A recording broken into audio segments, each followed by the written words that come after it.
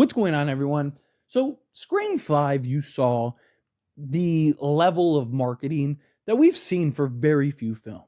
Like, Scream Five's marketing was like A1. They did an excellent job with all the little collaborations, like the little Airbnb thing. They even had like the TikTok thing, with the Sarah girl. Like, they really went all out, the voice changers, all of that stuff, to really kind of market Scream 5 and kind of go, hey, Scream's back. We're back on track. Let's do it. Ghostface is returning and kind of draw in the audience.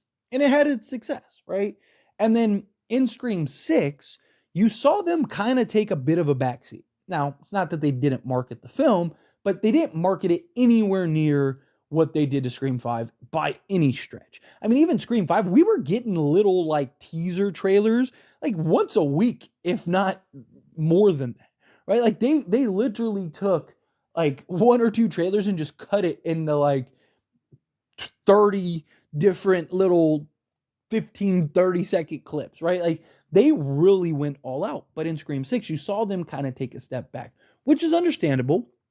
One, you already had the buzz around Scream 5, right? You already had the recognition from the audience of like, hey, Scream's back. Hey, there's another one. And now you have people on the lookout. You had your TV spots and all that stuff, your YouTube ads and all that. So it got the word out, but it's still, they didn't market it the way that I thought. And they didn't really market their biggest star in Jenna Ortega the way that I thought they would, especially with all of her success with Wednesday and whatnot. But we'll touch on that more here in a moment, because now we know the only character we know that's returning so far that's confirmed is Neve Campbell as Sidney Prescott. We also know that Kevin Williamson has returned.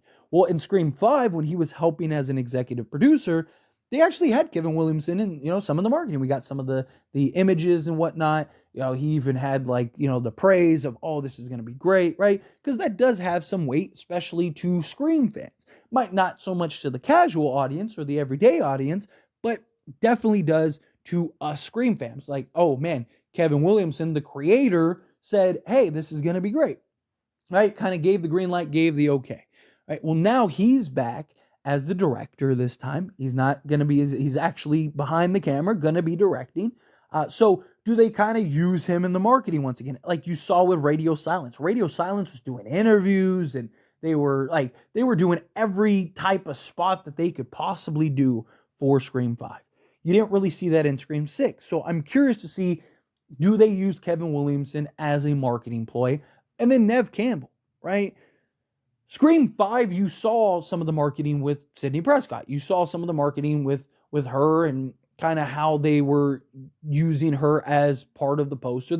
She wasn't as big of the face as she probably would be now, given that, Scream 5 was about Sam and Tara and all the new characters. Sidney was just kind of like, the OG returning. But now her being kind of one of the main, or the main fixture, we'll see. It's rumors, again, rumors. Take it with a grain of salt. Rumors are that she's supposed to be kind of like a half and half. Like this movie will be half focused on Sidney, half focused on the new characters and new cast. So you got to imagine that she's going to be heavily marketed in the upcoming Scream 7. But to what degree? Like, what approach do they take? And the reason I even want to bring this up and the reason I even want to talk about this is because you lost the core four and you lost the most recognizable face that was a box office draw, whether people think so or not, right? Because of Jenna Ortega and her exposure because of Wednesday and, coming out in the Addams Family and all the things that are going to, or not Addams Family, the Beetlejuice, right? Her being this face and this figure that was attached to Scream, people flocked just to go see her because people were fans of her. Well, now you're losing her. You're losing the core four that were, the main focal points in the last two films. I mean, again, Sidney wasn't even in the last film. And so now, do they kind of go back to the Scream 5 approach?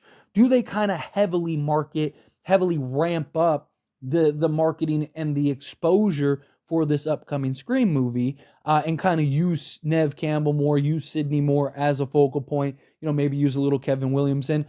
Obviously, we're going to get new casts and new characters, and Scream has historically gotten the kind of young up-and-comers, right? The ones that are like, they may not be mega known yet, but they've always done a good job of kind of scouting the young, relevant talent that has the potential for the biggest come up and rise. So, throw some names down in the comment section, because I'm not super familiar with a lot of the younger stars and whatnot, the ones that are, on some of these shows like the Euphoria and things like that, that could potentially play a role or maybe even be one of the main stars on this upcoming Scream film, right? Because if you go and get that other young up-and-coming star that is recognizable, that people go, oh, I love her or I love him in this. Or maybe it's multiple. It's like, oh man, those two actors and actress, I really love them in these shows, whatever, or these movies,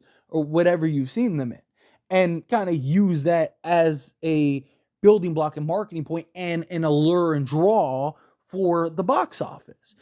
Because they're basically back to square one, right? They're basically in the same position they were in going into Scream 5 in a lot of ways, which is like, hey, we got Ghostface and we got Nev Campbell, right? And then you're probably bringing in Courtney Cox. And then you're going to have a bunch of new actors and actresses that people may or may not be familiar with that we're going to see, right? Like Mason Gooding. Many people had no idea who Mason Gooding was. Some people were fans. Some people recognized him from various things, but he wasn't this huge guy, this huge star. Jasmine Savoy Brown, right? She was, she now, had, the Blue Jacket or whatever it was. Sorry, I'm blanking on the name. You know what I'm talking about. You know what the Yellow Jacket. There we go. She was now a part of that, and she's had roles in other shows and things like that, and she's kind of become more recognized. But at the time, Scream 5, she wasn't this huge, like, oh, everybody knows her, everybody recognizes her. She was kind of like, oh, hey, who's this? Oh, I'm intrigued, let me look into it. And that's very likely could be the case coming up. Even Jenna Ortega was kind of starting to come on the rise, but she wasn't the big star that she's becoming now with all these big mainstream films and, all the Tim Burton stuff and things like that. You just lost your biggest draw. And I know us Scream fans, and I know us, diehards, Sidney is as big of a star as it gets, but in reality, she's not. If you're talking about Hollywood standards and who's the it girl and who's somebody that's really going to draw in a major audience, Jenna Ortega was the biggest draw that we had. I mean, more so than Courtney Cox, more so than, Melissa Barrera, and she was the main girl, more so than Nev Campbell.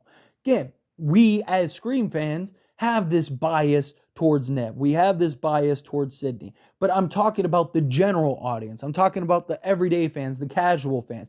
Unless you've seen, some of her old stuff, or you're a fan of Scream, or, you've seen some of the other kind of smaller roles she's been in on these various shows, then you don't really know who she is, right? Like, she's done like Twisted Metal and stuff like that, but she had a limited role. She wasn't the main character. She didn't have this huge overlying role, right? It was just kind of like, here she is here she is here again, here she is the last time, right? So again, she's not a girl who's having an entire series centered around her and films centered around her and doing a bunch of these huge box office draws and, Tim Burton films and all that stuff. So I'm just curious to see how they're going to approach that. And I just thought it was an interesting talking point. So anyway, as always, this is a discussion.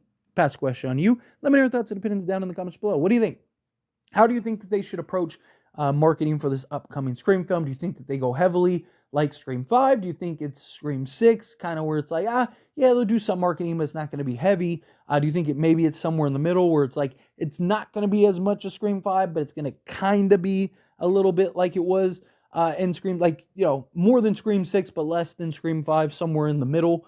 Now, again, however you feel, whatever your thoughts are, I'd love to hear it. So let me know down in the comments below. That being said, if you haven't liked this video, hit that like button. Helps me out a lot. Lets me enjoy these types of videos. Truly appreciate it. Not subscribe to the channel. Hit that subscribe button. Turn on the bell notifications. Appreciate y'all. See you in the next one. Thank you.